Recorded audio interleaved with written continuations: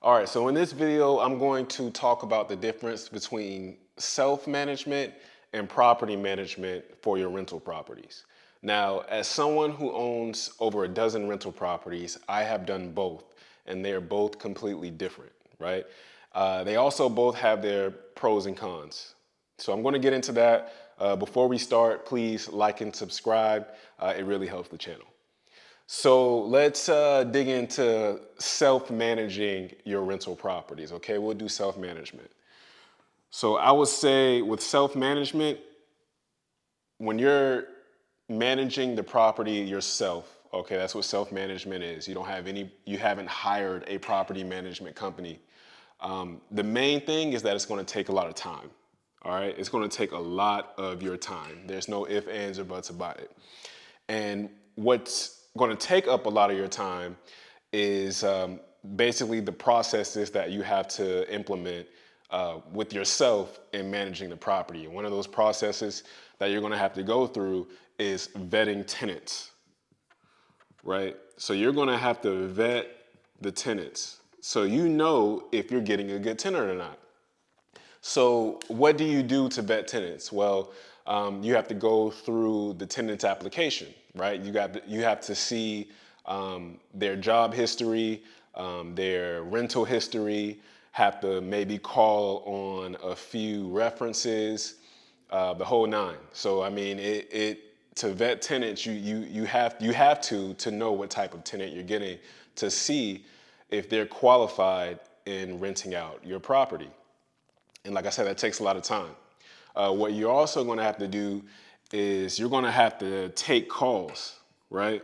And what I mean by taking calls is you're going to have to, anytime something is wrong with the property or issue arises, then they're going to have to call somebody. And who are they going to call? They're going to call you, the owner of the property.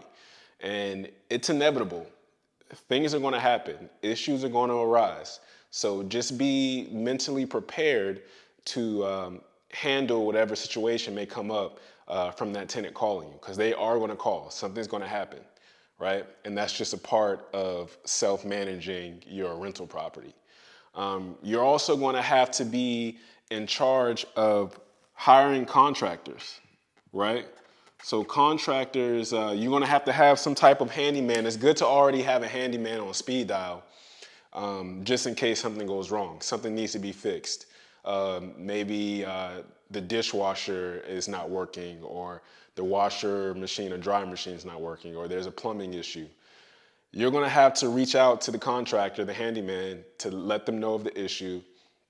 And you're going to have to go through the process of looking to hire a contractor or hire a handyman.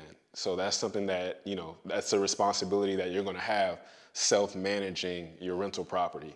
You also are going to have to set up the logistics between the contractor and the tenant. And what I mean by the logistics is you're going to have to schedule when the contractor goes and fixes that issue, right? You have to see when the seller is available to give access to the contractor. You have to see when the contractor has availability in his schedule to go and fix the problem.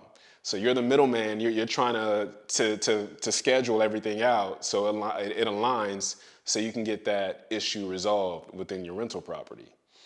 And again, this takes a lot of time. It's a responsibility that you have to take on, but that is just what comes with self-managing your rental property. Another responsibility that you'll have for self-management are leases, right? So you're going to have to draft up leases for the tenant that's going to move in. You're going to have to make sure the verbiage is correct, make sure the details in the lease are correct, the expiration dates, the move-in dates, how to make payments, how to set up utilities, etc. All that needs to be in the lease, and you're going to have to follow the guidelines within the lease of the state of whatever your rental property is in. And as someone who's managing the property yourself, this is going to be a really big responsibility. It's a big time consumer too, trying to write up the lease to make sure everything is right in the lease.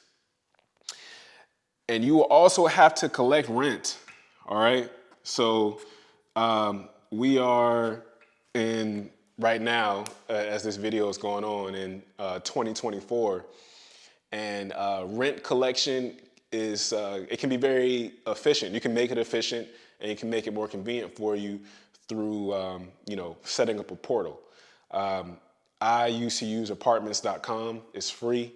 All right, they have like a system where you can have the tenants set up payments, and they pay you, and then you set up your bank account to connect to apartments.com, and the tenant can just pay you through apartments.com, and it makes it very, very efficient. It makes it very convenient.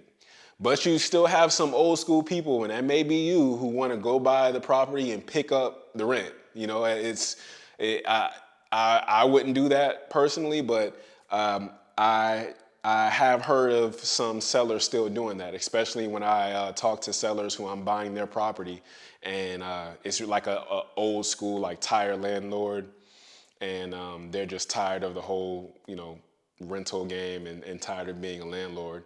So I asked them, so how are you collecting the rent? And they say they drive to the property and pick up the rent. I couldn't believe it, but there's still some sellers doing that, mainly older individuals, but it still happens. But collecting rent is still something that you're going to have to do if you're managing the property yourself.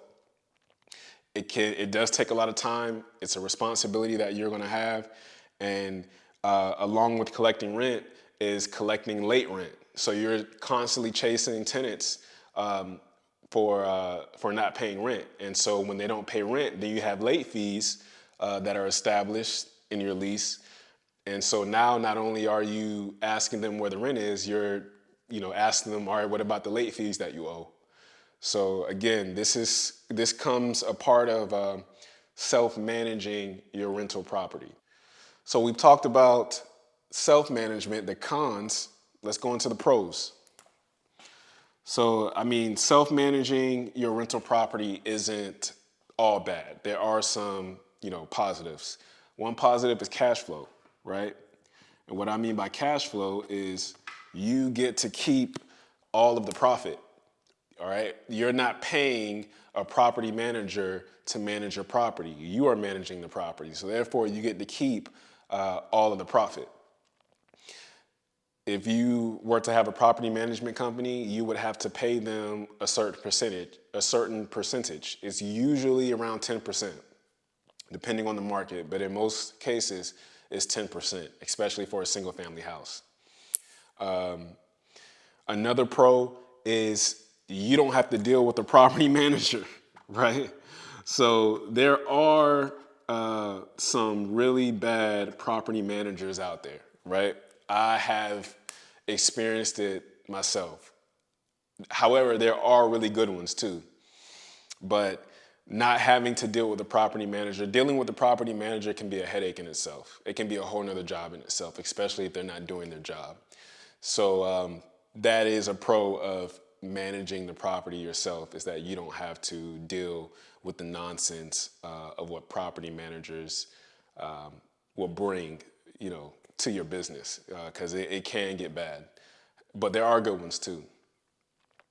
I will also say that if you are just starting out, right, if this is your first rental property, I would recommend doing self-management, right? It does take a lot of time. It's time consuming.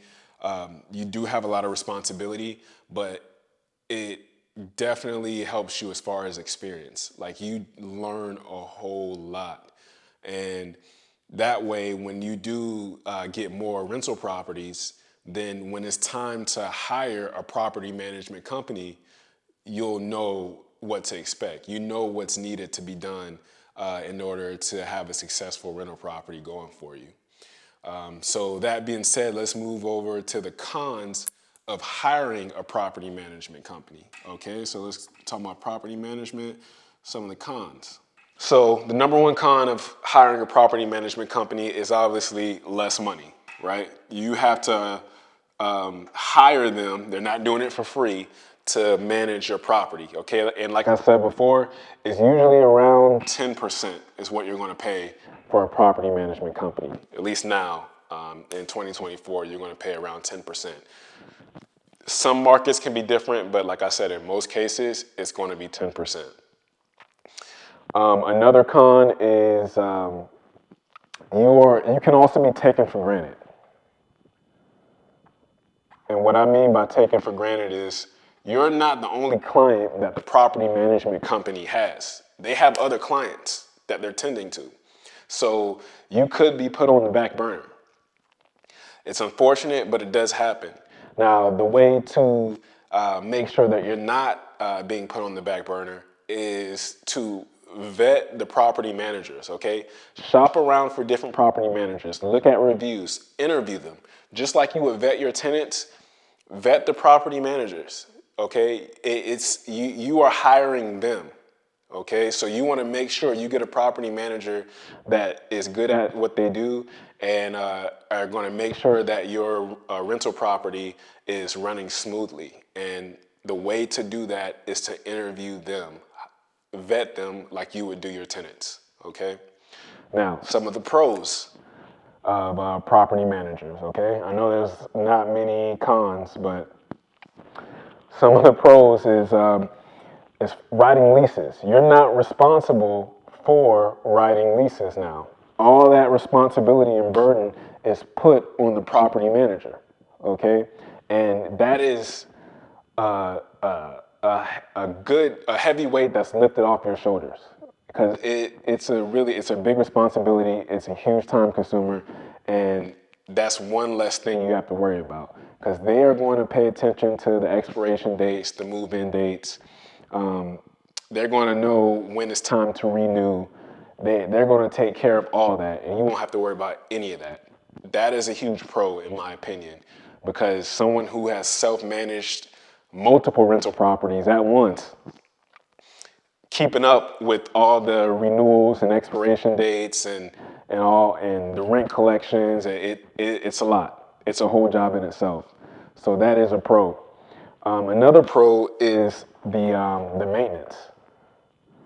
So handling maintenance, I don't know if it's my maintenance, but handling the maintenance,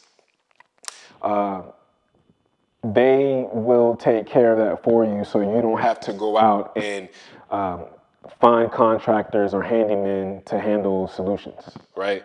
They're already going to have a team of handymen on staff, on their payroll, that are going to be ready to resolve the issue. So you don't have to go and shop for quotes and look up different contractors, seeing how much stuff is going to cost, making sure you're not getting ripped off by your handyman or your contractor.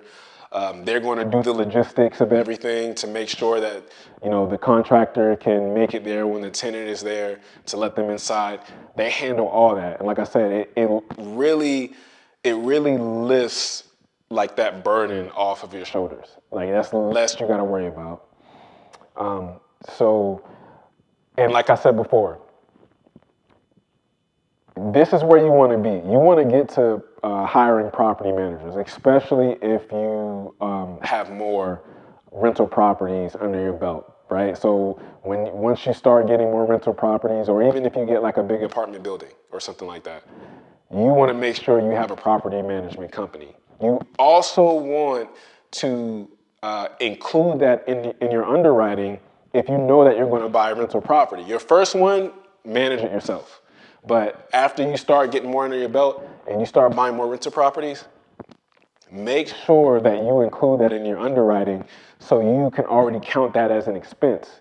So when you're looking at deals, an expense is going to be property management. Boom, 10%. I know it's going to be 10%. Let me put that in my underwriting. That way when I buy this deal, I can already know that I'm going to have property management in place, right? And I'm still going to make the returns that I'm going to make because I've underwritten that 10% in my in my calculations in my deal, so I can make the return I want, right? So that way you don't have to go in to the deal like, oh man, like the only way I can make this deal work is if I manage the property myself. Now you have no choice but to manage the property, and you don't want to be in that situation. You want to make sure that you're able to get property management in place So that frees up more time for you so you can get more deals, so you can buy more real estate. You don't want to be bogged down with managing properties all the time because then that just gets in the way of you being able to get more real estate. So you want to make sure that you have property management in place. You want to get to this point. That being said, when your first deal, your first rental property, manage it yourself. Manage it yourself. You not only make more money, but you realize what it takes to run a rental property. That way, when you go and buy a rental property that has property management in place, you know what to expect of the property manager, right? You know what they need to be doing. You know what it's like. So they can't BS you. And that's how you're able to differentiate between the good property managers and the bad ones. Because there are some bad ones, but there are some really good ones. So I hope you got value out of this video. If you did, please like and subscribe, and I'll see you next video.